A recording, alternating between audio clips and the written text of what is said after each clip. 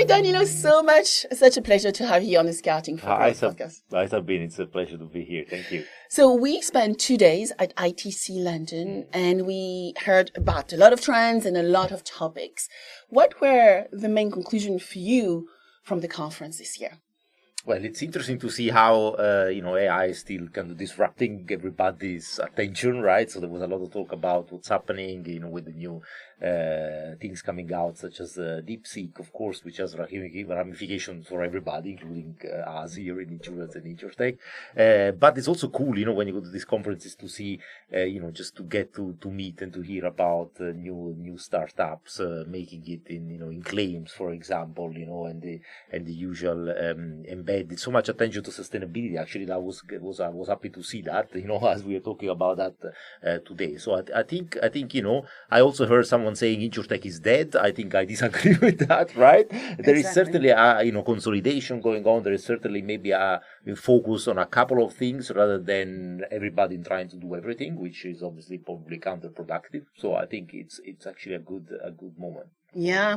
So it's interesting what you are saying about InsurTech. I had a conversation recently with Florian Grillo on the whole topic. And if we actually look at the numbers, 2024, $4.8 billion were invested in InsurTech. So it's not small. No.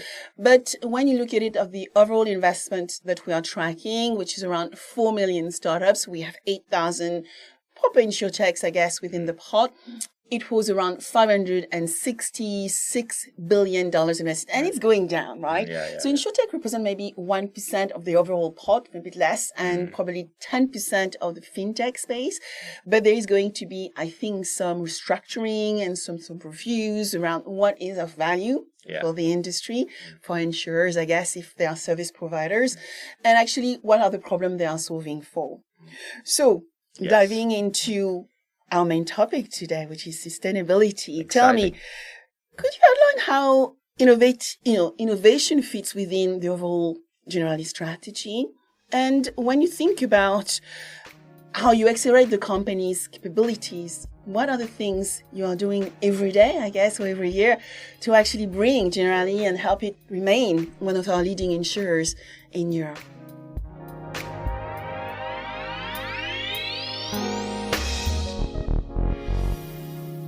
Innovation is a pillar of Generali's strategy. That's been for a long time, always really, right? We say that Generali is a 200-year-old startup. By that we mean, which is it's a fancy way of saying that. I think Generali, if you look at it, and I've been in the company for 4 years only, so I wasn't there for the whole 200-year history. But if you look at it, it's true. Actually, we've always had a remarkable ability to stay ahead of the trends, to innovate, to be close to our customers.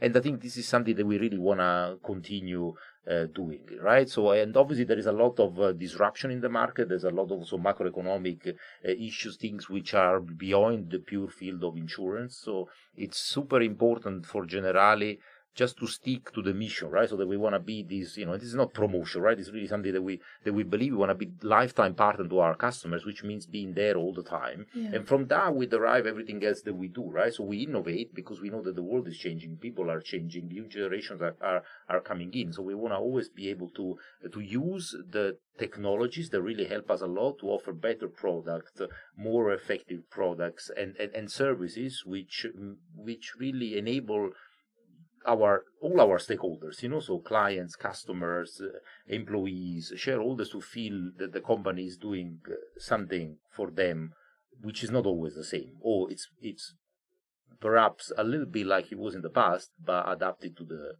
new world. So when I want to dive into climate, but let's just look at the bigger picture to start with. WEF, the World Economic Forum, released a report, the Global Risk Report 2025, just a few days ago, a week ago or so. And some of the risk highlighted for this year, right? Global conflict, climate change, and misinformation were probably the top 3 risks. And then when you start looking at 2 to 10 years, 2 years from now is all green, all about climate, extreme weather risk. And then when we start looking at 10 years from now, there were actually views around misinformation, disinformation, the use of artificial intelligence. How are you approaching all those trends, and how do you evaluate where you are going to focus your attention? Yeah, this is a great question, and it's something that we think about every day, basically, right? So, because there are so many, insurance is about risks, right? So there are so many risks. So obviously, we do our mapping consistently with what's happening in the world, and where Generali is present, where we can help, and where we also need to obviously to be careful about what's happening for Generali's sake as well, right? So obviously, climate it's the number one risk, and we'll talk about it extensively later, but the other ones are very pressing as well. Misinformation, for example, this is something that worries me a lot personally, but also in Generali, actually we have tried to see whether there is something we can do there. We have no answer, so we are looking at it, right? And we are looking at it obviously in connection with AI, with generative AI, right? Because obviously the misuse of generative AI could also amplify the spread of misinformation, which is affecting a lot our economies, our democracies and stuff, right? So again, overall, it's important for us to have a look at it, and just to also be humble, right? These are big things that no one can solve on their own. So we are aware that we won't have the solution just ourselves, but we are also aware that probably no one out there has it, and that's why one thing that we really care about is partnerships, right? So I think some of these things, they need to be done in partnerships between multiple actors, and probably a mix of public and private in some of these areas is what's going to drive, hopefully, solutions that will be in place. Absolutely. So let's dive into climate change and sustainability. I know you have a beautiful office as well in Venice, which is, I believe, the sustainability capital of Europe, right? Yeah. So tell us a bit more about the strategy, why the Generali office is in Venice. What are you trying to achieve there as well? Yes. So with the Generali office in Venice, it's really quite pretty, I have to say. So I urge everybody to come and visit, also because we have an exhibition there, so it's actually open to everybody, at least part of the building. One of the great things about Generali is that we have fantastic real estate. So a big chunk of some Mark Square belongs to Generali, and I have to say I'm very proud of what we've done. We've restored this old building called Procuratie Vecchie by a very famous Renaissance architect, Sansovino. We have recently restored it, and it's really fantastic now. And it's the home of the Human Safety Net, which is the foundation of Generali. What's been happening also in the last few months and years is that we've also been exploring how we go beyond pure charity, right? So the charitable work will stay there, and this is extremely important. It's also increasing, and the colleagues of the foundation do an excellent job. But for us, it's now important, how do we create even more value for stakeholders that perhaps weren't our first priority in the past, but that we want to help, and at the same time build businesses so that our help can be theoretically infinitely scalable. Because with charity you can do great things, but it's always a finite amount of money, right? If you manage to build scalable business models where the primary objective is a social impact, but you manage to make them also financially sustainable, theoretically you can help a endless number of people, right? And so that's why, and this is what we have the symbolic base in Venice, but we have people from all over the company working on these things, which is very I sat in, is it the Moretti? The beautiful restaurant just underneath the Generali building, and you have a Michelin star restaurant, being me. Yes. I definitely had dinner there. And I very much look forward to going back to visit Generali and have an excuse to go back to the restaurant as well. But, when you look at your sustainability initiatives, right, you are looking at diverse market because Generali is in multiple markets across the globe. And what do you do also to address local regulations, which are different, I guess, between Europe and the market you're serving? Yeah, no, that's great. I think here it's something that we have learned to do very well thanks to one of the features of Generali, right? So Generali is quite a decentralized company. So we have head office, which is in Italy, but then our business units are local, no? So they have local P&L and local expertise and everything local. So Generali France, Generali Germany, Generali Indonesia, Generali Malaysia, etc. Right? So this is great, right? Because we already have structures in place with local expertise, which helps us obviously tackle the issues. We are doing something, for example, really interesting in Malaysia together with the government, right? So there is an alignment there, and it just relies on the fact that we've been doing business for a long time, always very careful to adapt our products and everything we do to the local market. So now when we're tackling this issue, it's just a natural extension of things we've done for a long time. So you mentioned public-private partnership. I just came out of a session with Amélie, the former CEO of Lloyd's Europe. Yes. And she shared with us some views around how that could work through syndication to address the protection gap. And she explained that when we look at insurance and reinsurance, which she called, bucket A, B, and with reinsurance C, we need to look at building new buckets to start addressing that protection gap, which requires some partnership, public-private partnership, and collaboration for sure with our ecosystem. What's your view? How do we start addressing that major protection gap, which I think still stand around 1.8, 1.9 trillion, let's say $2 trillion out there? Yeah, it's huge. It's massive. Yeah, it's massive. It's massive, and it's something that a lot of people have been looking for a long time. So it's obviously there is no easy solution, right? But partnerships are, I think, essential there. And it's something that also it's not super easy, right? So there is, I think again here, especially when we're talking about public-private partnership, there has to be an awareness on both sides that the starting points are maybe different, but the goals and the objective we want to reach are the same, right? So maybe a little maybe again, I think a lot of the time when you do things, as I said before, already the word humble. I think humbleness is important, right? Both the private sector maybe has to kind of understand that you are dealing with the public sector, which obviously doesn't have the profit motive in mind. The public sector should understand that the private, to be able to function, has to make money somehow, right? So as long as we kind of mitigate each other's starting position and focus on the goals rather than on the starting point, I think we can work better together. Yeah. And this is something that I'm seeing a lot of reflections around this theme are being held also, for example, in the UNDP, that we already have let's say a partnership with them, a statement of intention of kind of doing things together. I know that, for example, in the SDG Academy, also the United Nations, they're talking a lot about how do we facilitate this public-private partnership to be able to tackle the protection gap among others. So I think especially when we're talking about countries outside Europe, outside North America, it's essential that we focus on that. But those even in Europe itself, there is still a lot of people who are not insured or underinsured, and even there, collaborations between different entities could just help, right? Yes, indeed. Yeah. Well, you said protection gap, and we probably need to explain that, to address that protection gap, we need to think about affordability of insurance. Exactly. And if you don't mind maybe commenting a little bit about some of the major risks we have seen in recent months, right? We've seen Florida with floods, and we have seen wildfire in LA. And so what we are seeing is insurance being unaffordable. And some of the insurance companies have talked to said, the price need to increase 30, 40, 50, 60%. Yeah. And some of those property are non-insurable anymore. So what are the options when we start looking at this, Danilo?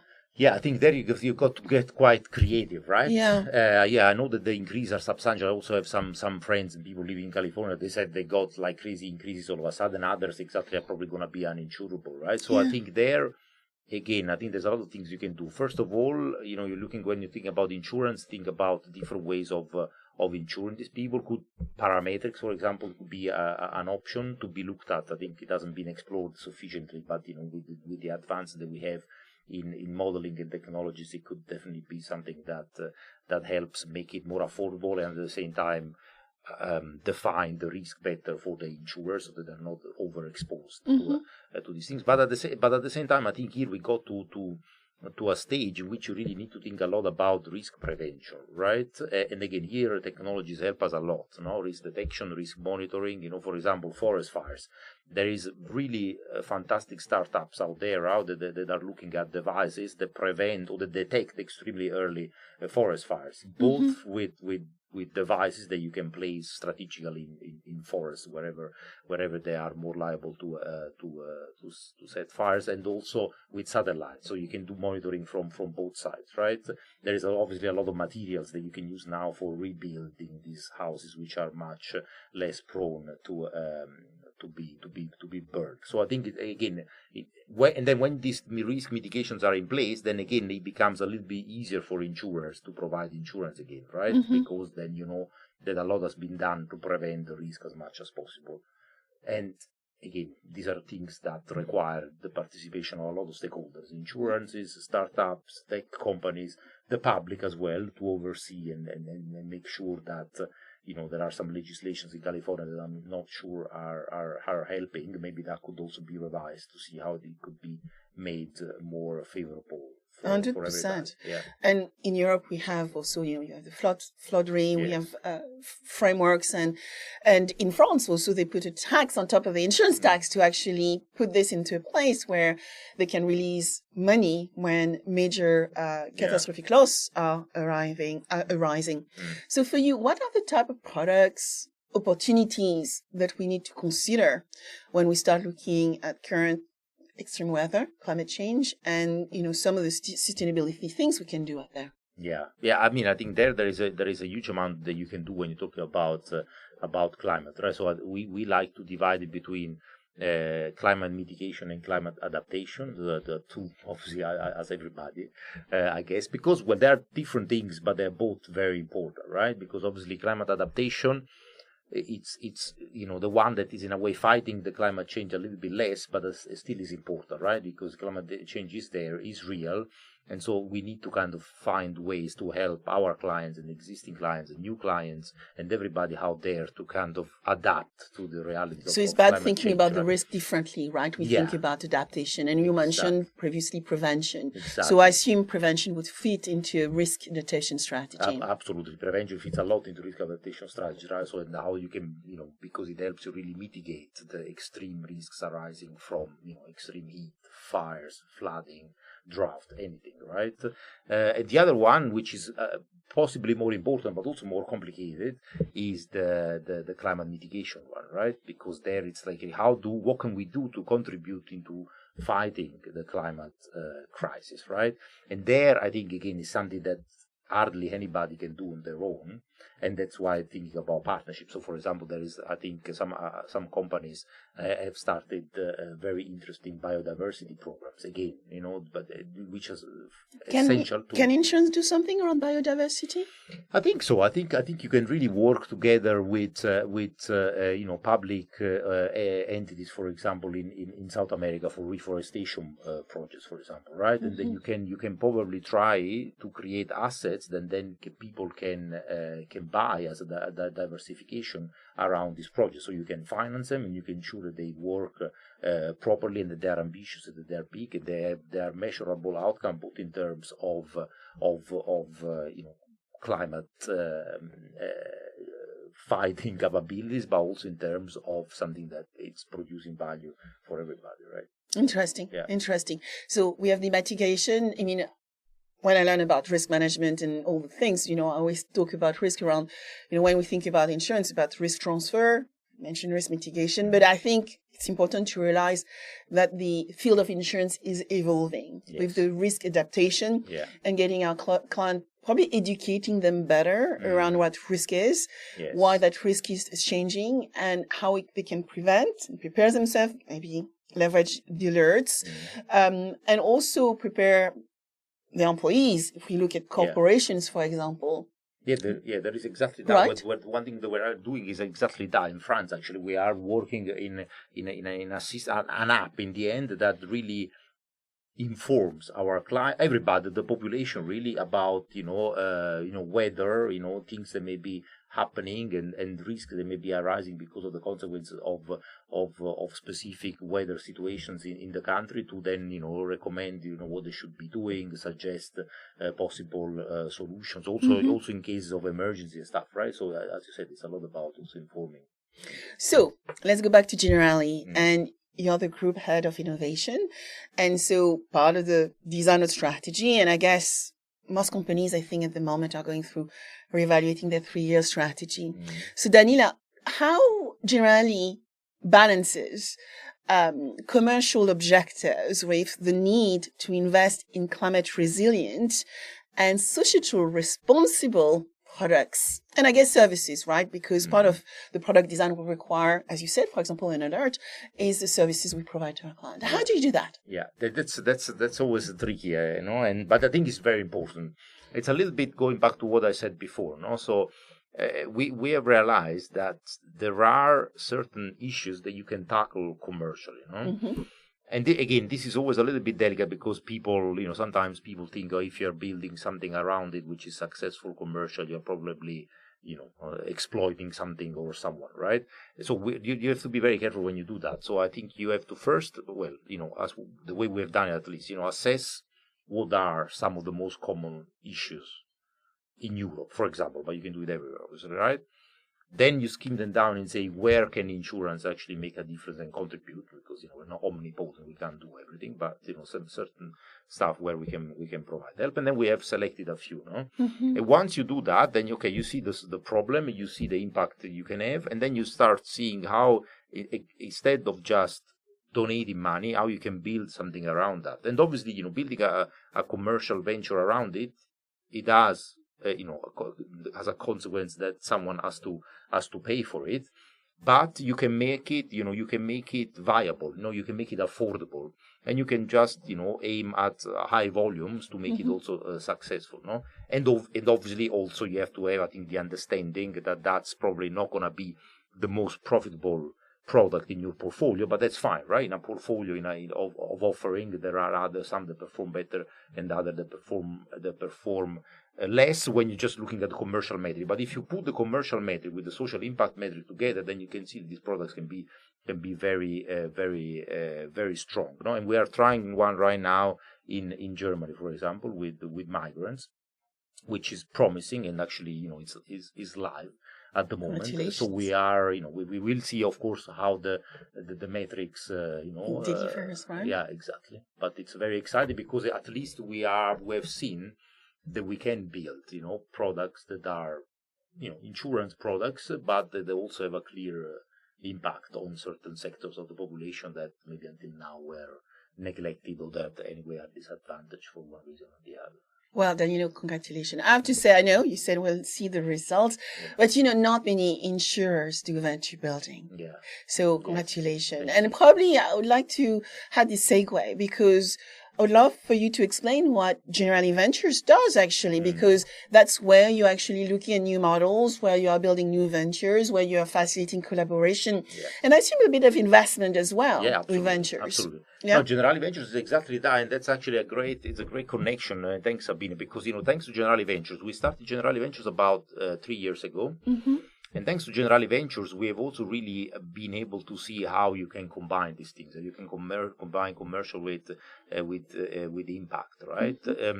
It was not the primary purpose of Generali Ventures, but thanks to being exposed to so many VCs, no.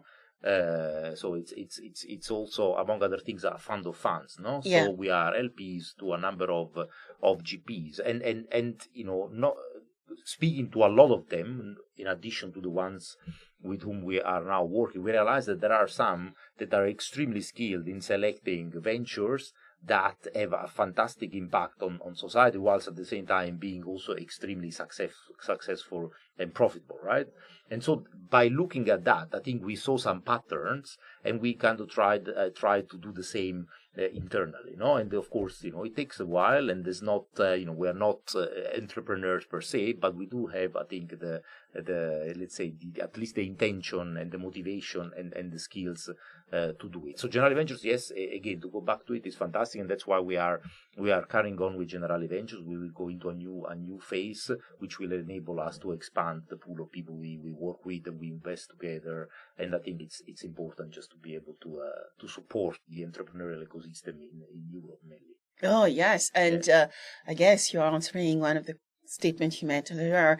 Is InsurTech dead? Probably not. But I think the definition we have for insurance technology, right? InsurTech is more technology for insurance. So you will be looking at cyber. We talked about artificial intelligence. So we are not limiting ourselves to, I would say, traditional InsurTech companies. Am I right? No, absolutely. You are super right. That's what I say, right? I mean, if you can probably argue that InsurTech is dead if you give a very narrow definition of InsurTech. Indeed. But the way I've always argued for InsurTech is that anything which impacts in one way or the other on the insurance value chain. And so if you define like this, then it can be extremely broad, right?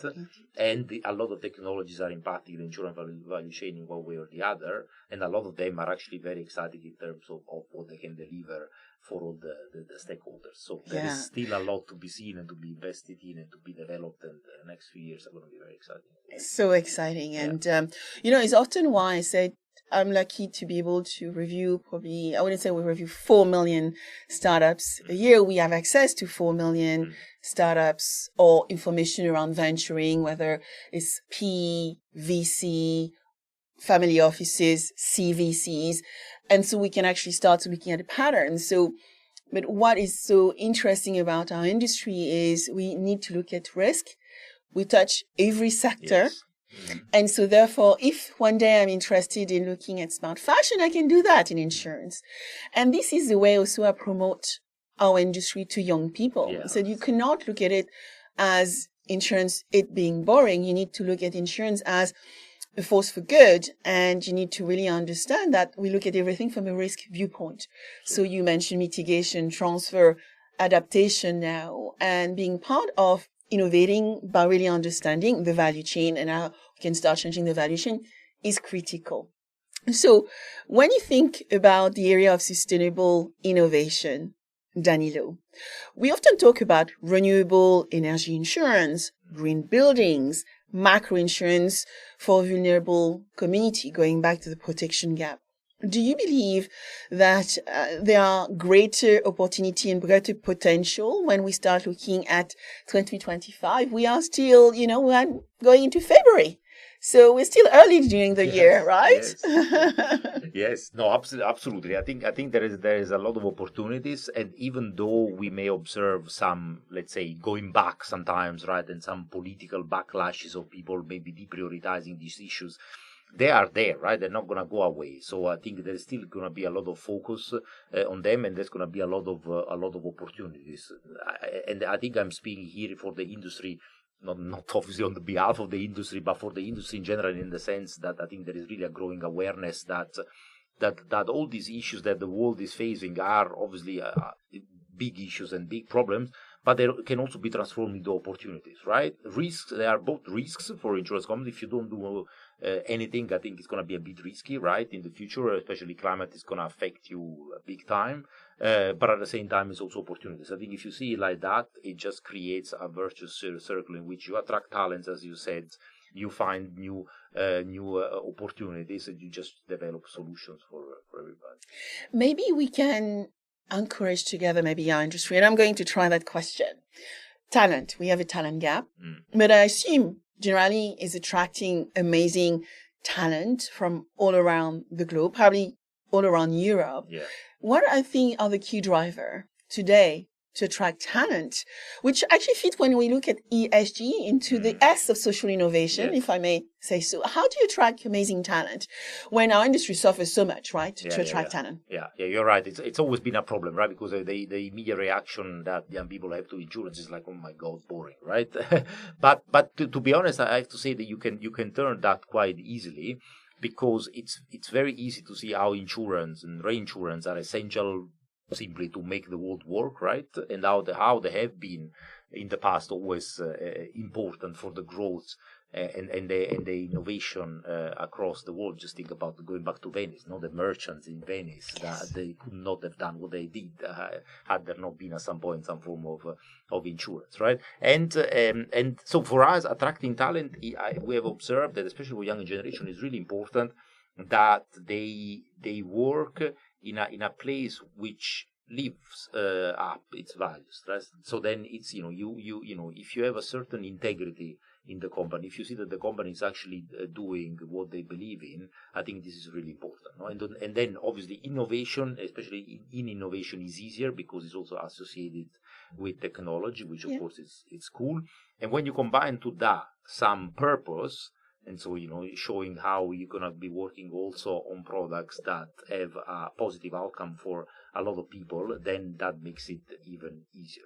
I think combining these things is very important, and it has allowed us to be very attractive also for people that otherwise might not have considered the industry. That's fascinating.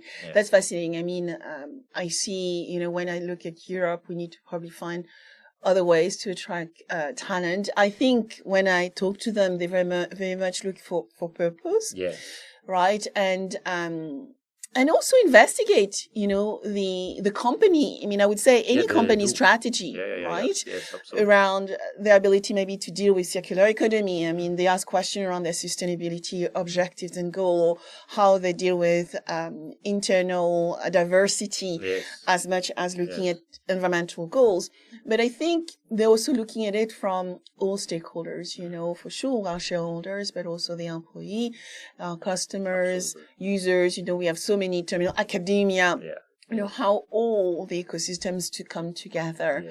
Now, you mentioned risk mitigation, and something came to mind is for us to be able to mitigate is also looking at the 1.5 degree Celsius that we need to achieve. And it has not been good in 2024, right? No. I think COVID was okay, but actually we started traveling again, maybe too much on planes.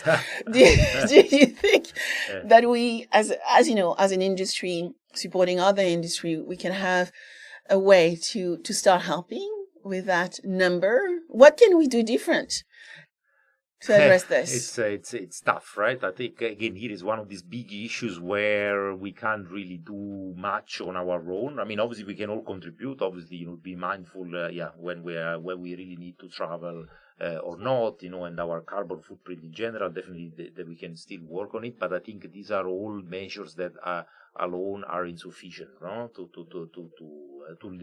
be able to reach that target. So I think there has to be a little bit more of a broader conversation in the industry, how we can maybe again work with the public and with international organizations to try to get there. So when we look at climate, and this is the example we are looking at, and then when we start looking at artificial intelligence, right, we have the good and bad of artificial intelligence. We often hear, as we talked about, misinformation, disinformation, which is one aspect of things. How do you see AI actually being a force for good for us when we start looking at sustainability and climate change and risk resilience, actually?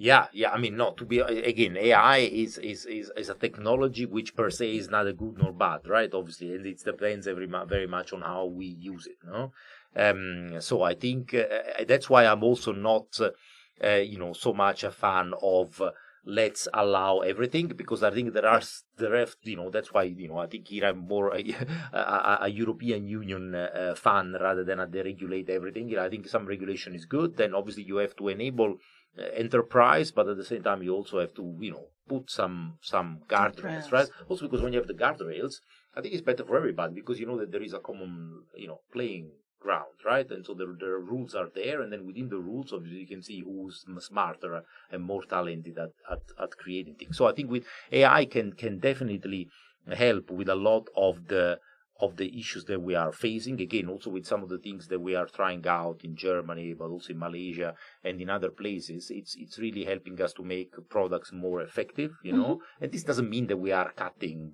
costs in terms of people and stuff. We are just optimizing in things that otherwise would have to be done slower, right? And maybe reassigning people to like more highly intellectual task rather than repetitive things, right? And for climate change, obviously, I'm sure that there is ways in which we can leverage AI in helping us, and we are already doing it, right? I mean, we already have testing devices, as I said before, right? Yes. For fire prevention, and they generate an incredible amount of data, right? And this data would never be able to analyze it, if there was no machines doing it for us, right? So we are trying to see patterns, we're trying to see what causes what, and this correlation and causation can be done so much more effectively by AI systems than was previously the case, right? And would you have an interesting case study to share with us, maybe in claims? Because, often we talk about the satellite data and then, using the IoT devices, and then that feeds into, as we talked about, the alerts. Is there something you are doing around claims which is super interesting and that people need to know? In claims, we are... Let me think about claims now. Not really. Okay, so I can take this one. Swap that one. No problem. Skip that one. No problem. So, let's take engagement. So, when I look at some of the Generali plans, when we look at the future, right? Because you are actually reevaluating strategies, like many insurers, on a regular basis. So, when you look at your vast network of stakeholders, employee, policyholder, investors, the community of partners you're working with, how do you ensure that they also are sustainable and also employ really responsible environmental practices within their organizations, which I think fits into that scope 3 sustainability requirements? Yeah, for sure. No, this is also obviously very important, and as you can imagine, also a little bit tricky to do, right? I think this is again increasingly important for Generali. In fact, since a couple of weeks, we have a new person who is actually in charge of stakeholder management in the sustainability office. So that's it aligns, the importance we give to these things. There are a lot of processes in place, so we are quite good in Generali when it comes to processes and procedures and stuff. And one of these obviously is when we do the selection of partners. It's taken into consideration. It's also a little bit the mandate, obviously, to the managers who are dealing with it. So this is something that, for example, personally I take into consideration. But it's again, it's a little bit goes back to what we were saying before, right? What can we do to fight the what's happening with the climate and reducing the carbon footprint. It also means reducing it indirectly, in a way, for example, and doing good. When you are such a company with so many ramifications, if you ensure that the other ones are also doing good, it kind of amplifies, so exponentially, potentially. Right? Yeah. I would love for you maybe to give some recommendation. Think about startups, scale-ups. They have limited resources, but they still need to be sustainable. I am very lucky and proud to be able to work with, large organizations like yours and Fortune 500. But when I go through the procurement process, I've probably started just during COVID, they ask me for my sustainability reports, right? And so I often explain to startups they should not leave that behind. They need to think about their internal diversity. They need to actually think about, their carbon footprint. But they also need to think about it and demonstrate they think about it so that they do not damage their partners' scope 3, as an example. So, for example, yes, I travel for conferences. I try to travel for longer periods. So I had to make some adjustments because I do not want personally to impact my partners' scope 3, so their reporting. What would be the recommendation you would give to maybe younger organizations which have not as much resource like yours to actually start doing something right so that you can actually consider them as potential partners? Yeah. No, I mean, it's a bit of a double-edged sword in a way, right?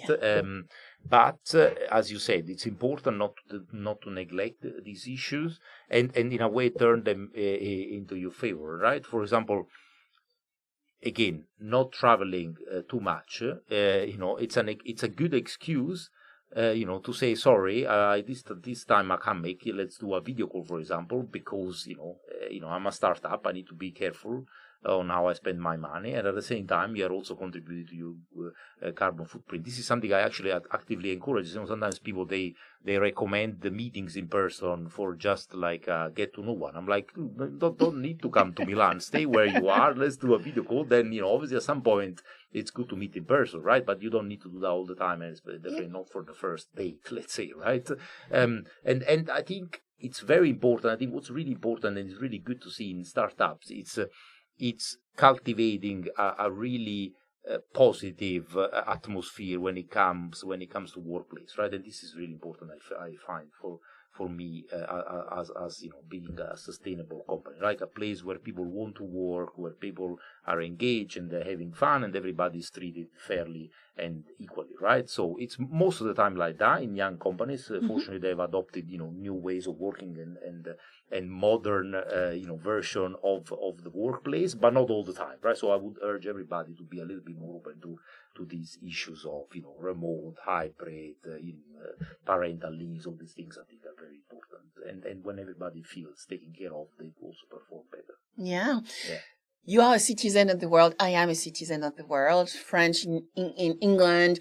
You are in Italy, but you are all across Generali in multiple countries. How do you embrace diversity, equity, and inclusion? How do you embed that in the work that Generali does every day? Yeah, no, that's for me. It's very, very important, of course, and I think you see that also in the diversity of startups that we deal with, right? So I think as I said before, when we look for partners, we also really take care looking at where they came from, right? Who's behind them, who's building them, and we really see a pattern that whenever in this partner there is more diversity, they just perform really well, and they are more innovative. There is more creativity. There is more. There is diverging views and everything. I mean, personally, I do small things as well. Like, for example, if I get invited to speak to a panel where there is only white men like me, I say, really? Do we still have to? And then but it's fun. It's interesting their reaction, because sometimes it's not that people are bad; they do it on purpose. They just don't realize. They don't realize. Oh yeah, sorry, I didn't realize. I'm like, okay, it's 2025. I think maybe it's evident that So, these are small things which I think the more we do that, the more are gonna become normal, and then the more kind of better for everybody.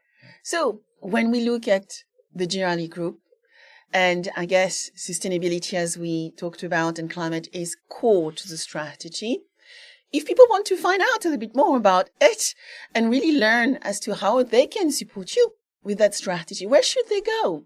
Yeah, I mean, get in touch, directly. I'm there, and especially these things are very important for us, and I'm very passionate about them. So I'm happy to speak directly to people who would like to give a hand and see whether we can do something together, or contact your local Generali people. We are a little bit everywhere, so they are always a great point of contact, and we are very happy to discuss and talk. And so my very last question, Danilo, is if there were 3 tips, takeaways, recommendation you would leave to our listeners, what would that be? I think I would say just try to combine as much as possible profit with purpose. They go hand in hand. It's not true that they are in conflict with one another. So make sure that the industry stays relevant in the future. Embrace technology, but always see it as a mean to an end, and use it, for the greater good. And just enjoy, have fun with the opportunities that the world is opening up, and don't be depressed. Don't listen. When you hear the news and stuff, it's easy to be a little bit depressed. But again, it's always cycles. There's gonna be better times. I think important is to stay focused and play our part. Yeah. Thank you, Danilo, for joining me on Scouting for Growth. Thank you for this great discussion. I look forward to coming to visit you in Venice. Yeah. Thank you, Sabine. It's going to be a pleasure to have you there. Thank you.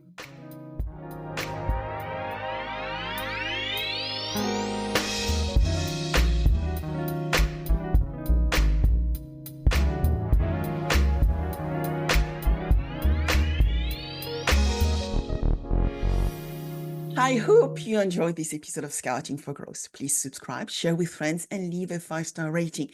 Your rating is so valuable. I review all of them, and my team help me adapt content to meet your needs. Also, connect with me on my preferred channels. I am a B2B growth expert, so you will find me on LinkedIn, Instagram, and Threads, and X as well as Blue Sky. All information available below. Until next, keep scouting for growth.